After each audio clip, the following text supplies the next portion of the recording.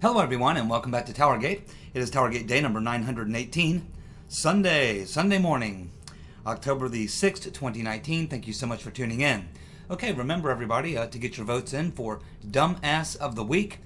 Get your comments in the comments section of this video, preferably before 8:30 p.m. Eastern Standard Time on Sunday evening. And we have a lot to talk about today. I'm going to spend the first probably half of the video talking about the failed impeachment inquiry and why it's going down the tubes and going down fast.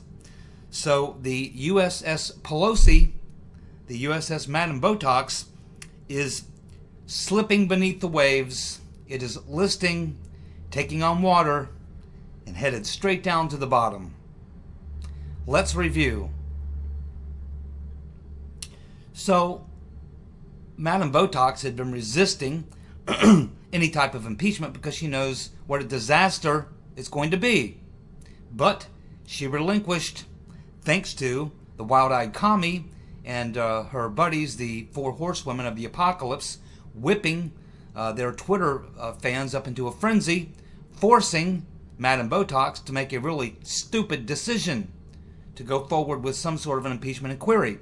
Now, she thought she would play a cute little trick and try to run this thing from a committee, and not just any committee, but the Intelligence Committee. Normally, the way things work is you have a full vote in the House.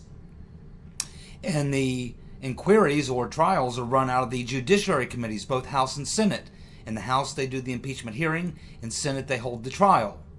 And another thing about impeachments, typically, is they're generally not partisan. Normally you have to have a really specific and identifiable high crime or misdemeanor, and this will generally get you some sort of a bipartisan vote. You have to have some people from the other party. It cannot be just a purely partisan vote when you go into an impeachment inquiry. It doesn't work. It looks just like party politics, and it never flies. That's why it's rarely ever tried. And I've been watching Madam Botox for a long time, and she's always been a fairly shrewd operator. These are not the type of mistakes that she would normally make. I can only assume at this point it's because she was facing overwhelming pressure to do it, and maybe because she was told by the bug-eyed fool Adam Schiff that there was something in the transcript that, as it turns out, was not there. We can also assume that Pelosi did not think that Trump would release the transcript or do it nearly as quickly as he did. So the USS Pelosi is taking on water. It is listing. It's slipping beneath the waves, and it's on its way to the bottom. So as I said, AOC and her four horsewomen of the apocalypse whip up her Twitter group into a frenzy, and that's what really put the pressure on Madam Botox to go ahead with this impeachment inquiry, which is not really an impeachment inquiry at all because it doesn't follow the normal procedures. But be that as it may, it's what Pelosi's trying to do. She's trying to give cover to these Democrats who don't want to go on record, and she also wants to be able to pull it back very quickly if something goes wrong, and something has gone badly wrong. But she's still facing all that pressure. So then we have Pelosi taking the bait, calling for the impeachment inquiry before the transcript even comes out. Now, it's likely that she wasn't counting on Trump to release it, or certainly not as quick as he did. Then she does not take a vote in the whole House, which is the normal procedure. Instead, she decides to have it done by committee. And instead of using the Judicial Committee, she turns to the Intelligence Committee, which is quite unusual. And why would she do that? Well, because she did try using the Judicial Committee, but that's the Penguin, Nadler, and he botched it up bad. So she dumped Nadler and turned to the bug-eyed fool, Adam Schiff. He may be even more corrupted and incompetent than the Penguin. Bad move. Bad move on the part of Madam Botox to place your hopes and dreams on the pencil neck geek, Adam Schiff for brains. Then Schiff lies about having had contact with the so-called whistleblower. He gets caught, and even the Washington Post gives him 4 Pinocchios. Then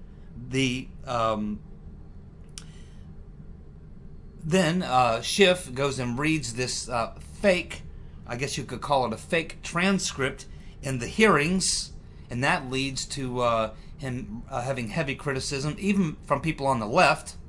And of course that leads to Andy Biggs calling for him to be censored, and people even calling him to step down, which he certainly should. In fact, now that it is known that he was a fact witness and he's in the chain of evidence, he must step down. He cannot hold the hearings if he's in fact a fact witness and part of the chain of evidence. He must recuse himself from his position. That hasn't happened yet, but I assume the pressure is building to do that. We'll see if Madam Botox can resist and keep him in there, or if she gives him the hook. She's facing a lot of heat. And it's AOC and Schiff and Nadler and a lot of radical Dems on the left that put her there. Does she think they're going to be there for her? Hell no. As soon as they see the heat and feel the heat, they're out of there. And she'll be left holding the bag. We're about to get to that. So next, we find out that the bug-eyed fool sent a staffer to Ukraine right after he had contact with the so-called whistleblower. Then we learned that the bug-eyed fool, Adam Schiff, does not inform the ranking member, Devin Nunes, about the contact. And of course, this would be a violation of procedure on that committee. Normally, when the head of the committee gets any type of information like that, they are supposed to advise the ranking member. That did not happen. And that's another reason that Schiff should have to step down. Remember, it was Schiff who put all the pressure on, and of course Paul Ryan had a lot to do with this as well, that forced Nunes to take a 9-month hiatus from his position as head of the House Intelligence Committee, because he went over to a Schiff and he looked at some intelligence without telling the bug-eyed fool he was going to do that. What the bug-eyed fool has done here is far worse than what Nunes did. Then we have Kurt Volker. He goes and testifies. Well, the Democrats think he's going to come in and drop the bomb. Instead, what he does is he comes in and he essentially destroys the Democrat narrative. Of course, that hasn't stopped the Democrats, the bug-eyed fool, from selectively releasing certain documents from that hearing, but not all. The ones that would make them look bad, they're holding on to. Then the State Department IG goes to a hearing with documents that were requested by the Dems, and as it turns out, they were hoping they would get all sorts of damaging information on Trump, but as it turns out, those documents only reveal the Clinton's activities, the Clinton campaign activities in Ukraine to get dirt on Trump back in 2016, as well as damaging information on Biden and both the Bidens about their activities in Ukraine. Then Pelosi sends a subpoena letter to the White House, and the White House responds by saying that unless there is a full House vote that passes the impeachment vote, they're not going to comply with the request. Then AOC comes out and says that she's bored with impeachment and is tired of it and wants to spend more time talking about the issues. Oh my goodness, can you imagine how pissed off Pelosi is? She lets AOC drag her into this thing, force her to do something she knows is probably politically stupid, and then, once it all starts to fall apart, Ocasio-Cortez darts out the back door and claims, I'm bored with impeachment. I don't care about it that much more anyway. Let's talk about the issues. Leaving Pelosi holding the bag. Then we learn that the law firm that worked with the so-called whistleblower is a Democrat activist. It's a Democrat activist law firm with deep ties to the CIA. Then we learn that the ICIG was the legal counsel to John Carlin back in 2016. And Paul Sperry reports that specific IG worked in the Obama White House in 2016 and was even sent over to Ukraine in 2016 to dig up dirt on Trump and Manafort.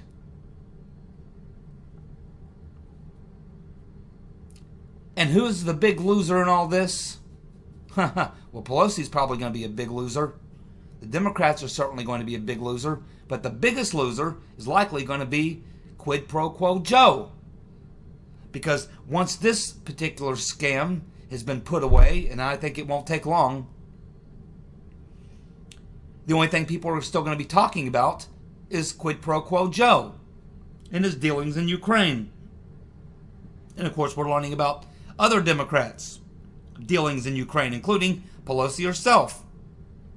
Her son sits on the board of an energy company that's also connected to Ukraine. He's traveled there on business, and there's even a commercial that the company runs using Pelosi's image. We know that Adam the Bug-Eyed Fool Schiff has done fundraisers with a arms dealer who has a close association with Ukraine, and in fact was a big part of trying to get the government, the U.S. government, to provide arms that he was going to sell them to Ukraine. And he even conducted a fundraiser for Adam Schiff, at least one fundraiser for Adam Schiff in his district. And of course, now we learn that the Inspector General has just informed the committee that's looking into this that the whistleblower never told him that he went to the staffer at the House Intelligence Committee before coming to the before he came to the IG, which is a violation of procedure. And it's very likely that the staffer over at the House Intelligence Committee told him not to tell the ICIG that, because in fact it would be a violation of procedure. Otherwise, why would he have left that out? Certainly that's something you would mention. You're sitting there talking to the ICIG. You would think that if you'd gone over to the House Intelligence Committee and talked to a staffer, you would say, yeah, and I've already been over to the House Intelligence Committee and talked to a staffer. Why would you leave that out? Unless you were told to, because it would be a problem. And then we find out that there's not just one whistleblower report, there's two. The first one was the original form where he signs off and says he had first-hand information. Then we find out there's a second form where he filled out that said it's second-hand information. And then we learn that the document was changed sometime in the month of August, very, very close to the date that the complaint was made, possibly even after the first complaint was made. Maybe that's why they created the second document, because they knew it wasn't going to pass muster. Do you see the problems? Do you see why the ship is listing, why it's slipping beneath the waves, and why it's headed straight to the bottom? So now, what is Madame Botox going to do? AOC and the four horsewomen of the apocalypse and all their fans, they've darted out the back door. It ain't looking so good. They don't want egg on their face, and they've left Pelosi holding the bag. And who she got to count on? The pencil neck geek, who's now compromised himself and very likely will have to recuse himself from continuing to lead the hearings. That's not good. And of course she can't turn back to the Judiciary Committee because that's the Penguin. And he's effed it up so bad she would never go back to him. He's turned it into a laughingstock. So now it's all pretty much on Madame Botox. Now what is she going to do? Because really now what she's actually done by sending that letter requesting those documents without having a full hearings in the House, she has set up a situation where she will absolutely lose in the courts. And that's why the White House said, hey, the White House counsel said she didn't go through the normal procedure of having a full vote in the House. She's trying to run this thing through a committee, and that's just not how it's done. And the courts are going to see it just that way. So you know what we're going to do? We're going to tell her, unless she has a full vote in the House, that we're not going to provide the documents. So now what's Nancy going to do? She can't really have a full vote in the House because she knows that it's political suicide. I don't even know. She probably had the votes a couple days ago, but now she may not because of where things stand now. She could probably twist some arms and force it, but either way, what it's going to turn out looking like is exactly that, and it's just not going to fly. So the Democrat Party doesn't want to talk about it. The candidates don't really want to talk much about it. She's put them in a very bad situation.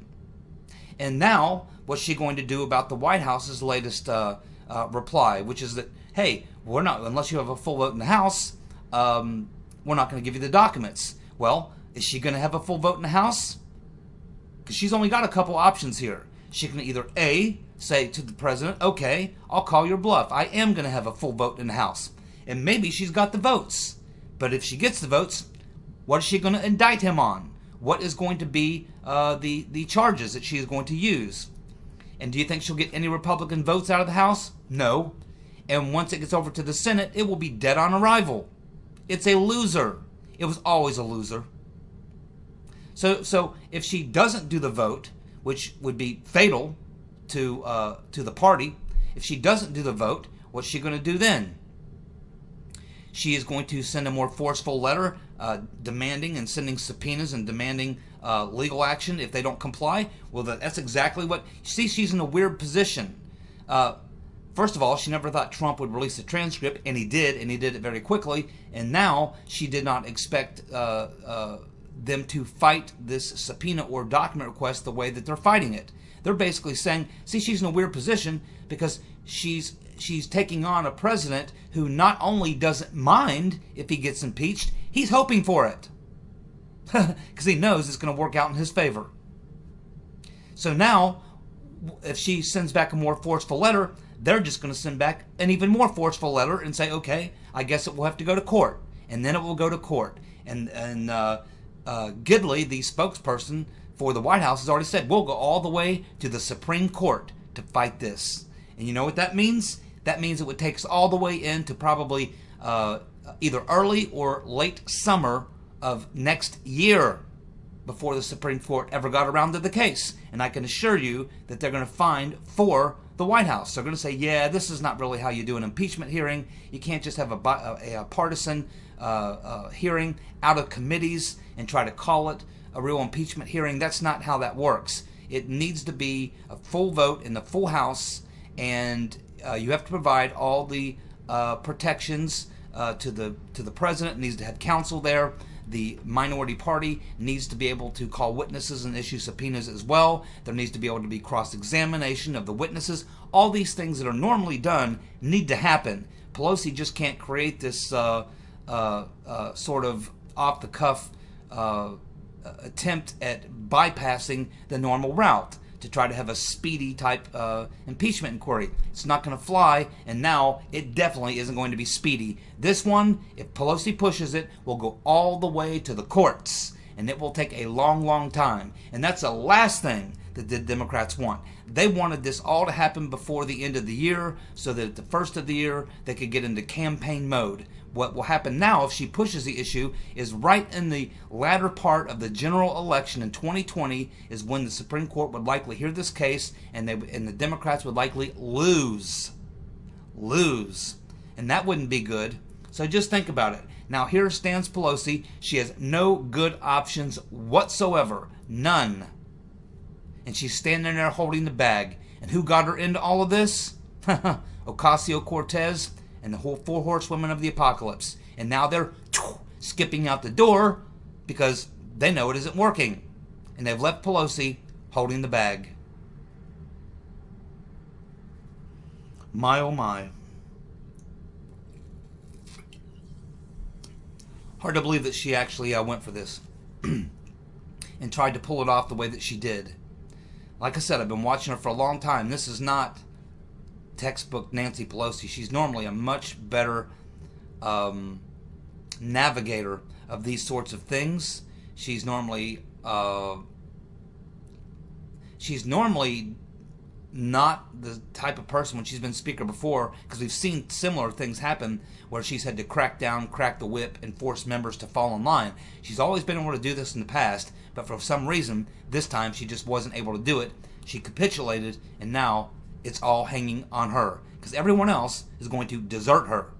No one's going to be standing next to her now when she has to make a decision. If she pulls back, she's going to be under massive attack from the left. She might even have her leadership position challenged for pulling back, and she'll have massive egg on her face. She will look absolutely horrible. You can forget any further attempts at impeachment, and Trump will likely, with his base invigorated, get a 3, 4, 5 point benefit out of this. The Democrats will look horrible, and they'll be sunk. If she tries to force the issue, it'll end up in the courts. So there's no way for Madame Botox to win. This is over. She lost. She ran up against the most formidable opponent she's ever had. She underestimated him, and now he's making her pay dearly. Well done, Mr. President.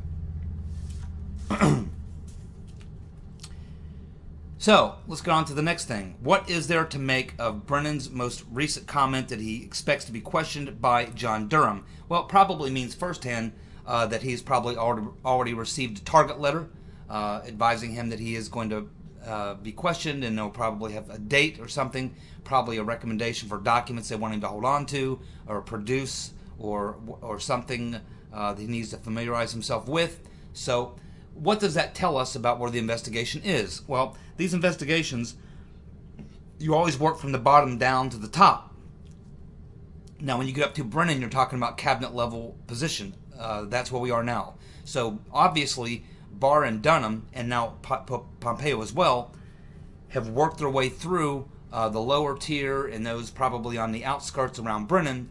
And the thing is, when you're doing an investigation like this, you never go question your target until you've thoroughly investigated everything around them. That way you know exactly why you're going to question them. You know what questions to ask. You've already asked a lot of other people a lot of questions. So what you're looking for is to ask very pointed questions and to see if the target that you're interviewing lies to you. To see if he lies to you. So it also tells you one other thing. They've now gathered enough evidence around Brennan that they have a pretty good idea what he did, possibly why he did it, who he worked with, and all the other particulars. They probably already have a really good idea what that is. The purpose of interviewing Brennan at this point is not to find out any of that. They already know that. What they're interviewing Brennan for is to see if he admits to it or lies about it. And the other thing that they're looking for is to see who he's going to give up. Because when you start applying the pressure, people always say, well, I did it because the guy above me advised me to do it, or told me to do it, or said I should do it. And that's exactly where Brennan's going to find himself. And I can tell you pretty much what Brennan's going to say. Again, it's the circular firing squad.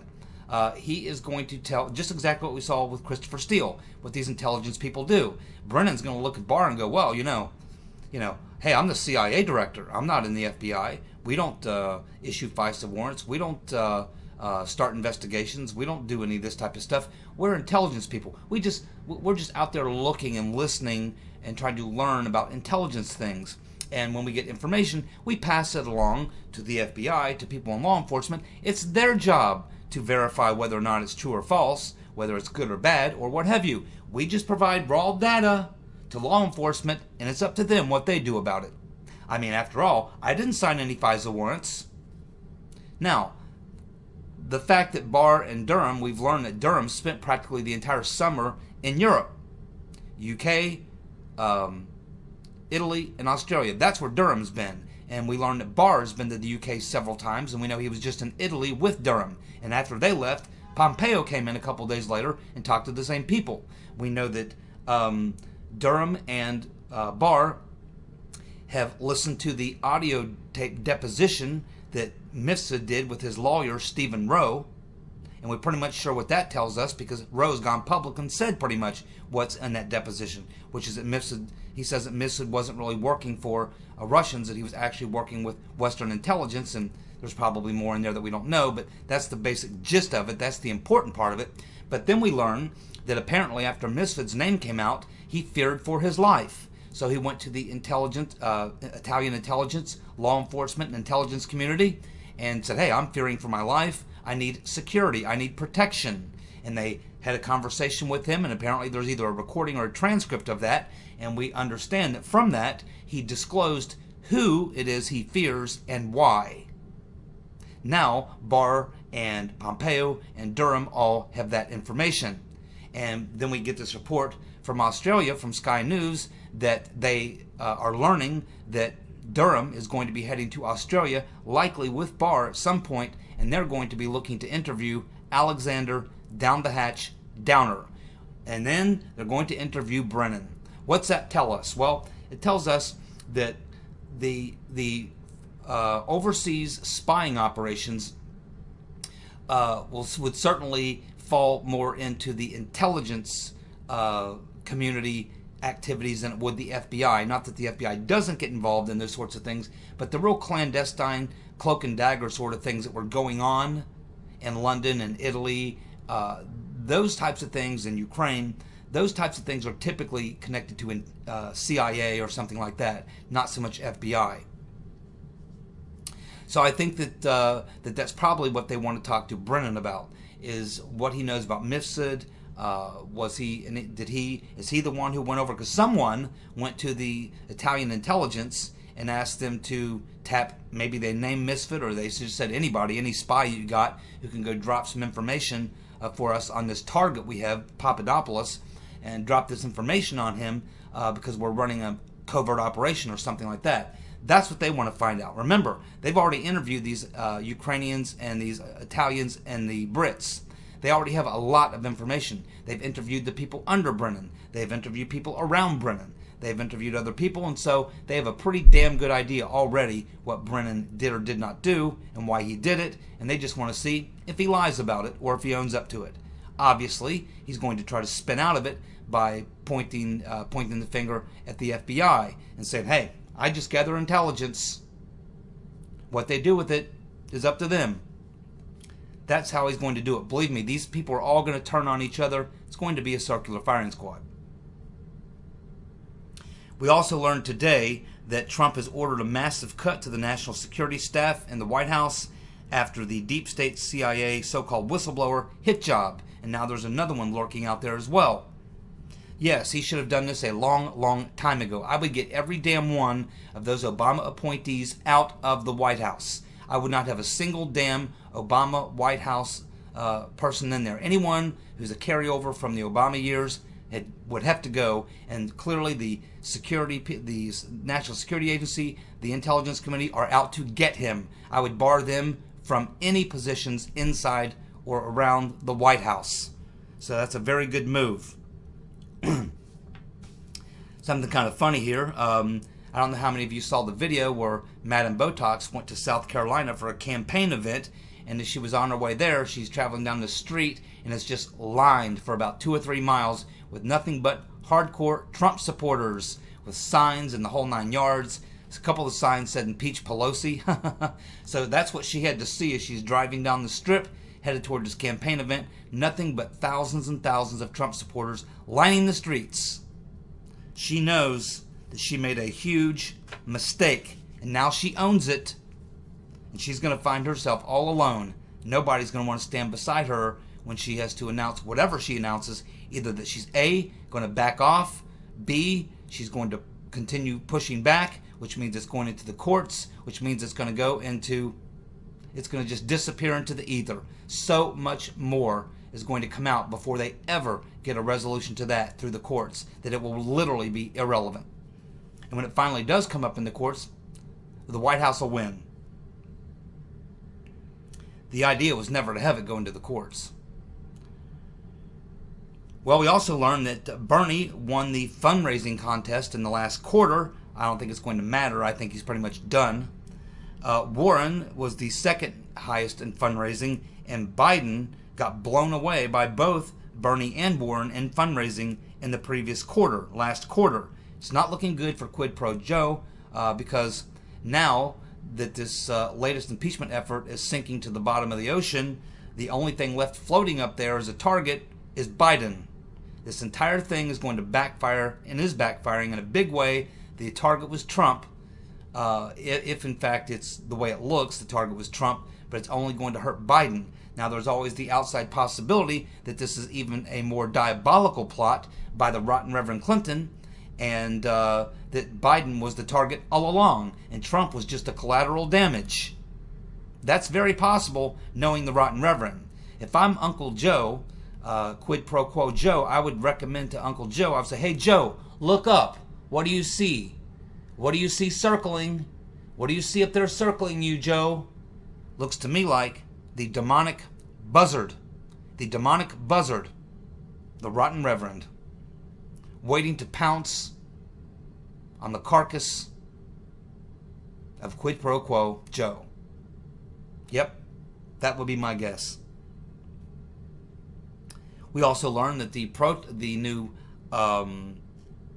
prosecutor in Ukraine under the new president is going to take up a review, an audit of the 15 to 18 cases, including Burisma, to see if they were improperly closed out. And if they were improperly closed out, they're going to reopen those, and they're going to look into that. There's a lot going on with this. It's a long way from over for Biden. He is not going to make it. As I've said many times, put your money on the rotten reverend for a rematch in 2020. That's where this is headed. Pocahontas is not going to make it. And if she does, she will get absolutely blown away. Trump will win 42, 43 states. We also have left-wing anti-Trump magazines like The Nation and Jacobin warning that impeachment will backfire on the Dems. Well, it's a little late, don't you think?